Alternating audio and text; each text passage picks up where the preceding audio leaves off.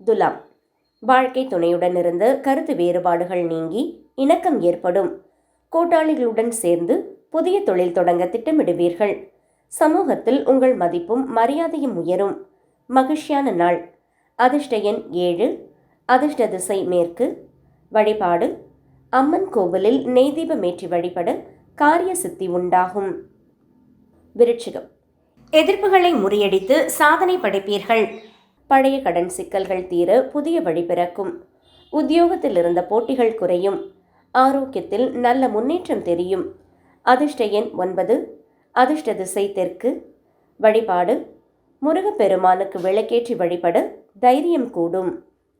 தனுசு, பிள்ளைகளின் கல்வி மற்றும் முன்னேற்றம் குறித்து முக்கிய முடிவுகளை எடுப்பீர்கள். உங்களின் படைப்பாற்றல் நாளை வெளிப்படும். பழைய நண்பர்களை சந்தித்து மகிழ்வீர்கள். குடும்பத்தில் குதூகலம் நிலவும். அதிர்ஷ்ட எண் 3. அதிர்ஷ்ட திசை வடகிழக்கு. வழிபாடு தட்சிணாமூர்த்திக்கு மஞ்சள் மலர்களால் அர்ச்சனை செய்யவும்.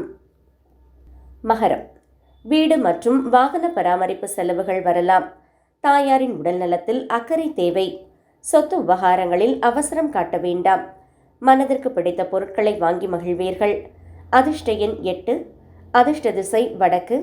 வழிபாடு சனீஸ்வர பகவானுக்கு நல்லெண்ணெய் தீபமேற்றி வழிபடவும். கும்பம், உங்களின் தன்னம்பிக்கை உயரும். இளைய சகோதரர்களின் மூலம் ஆதாயம் உண்டு. தகவல் தொடர்பு துறையில் இருப்பவர்களுக்கு புதிய வாய்ப்புகள் கிடைக்கும். துணிச்சலான முடிவுகளை எடுத்து வெற்றி காண்பீர்கள். அதிர்ஷ்ட எண் 8. அதிர்ஷ்ட திசை மேற்கு. வழிபாடு கால பைரவரை வணங்கி வர பயங்கள் நீங்கும். மீனம், பணவரவு மிக திருப்திகரமாக இருக்கும். குடும்பத்தில் சுப பேச்சுக்கள் நடக்கும். உங்களின் இனிமையான பேச்சால் காரியங்களை சாதிப்பீர்கள்.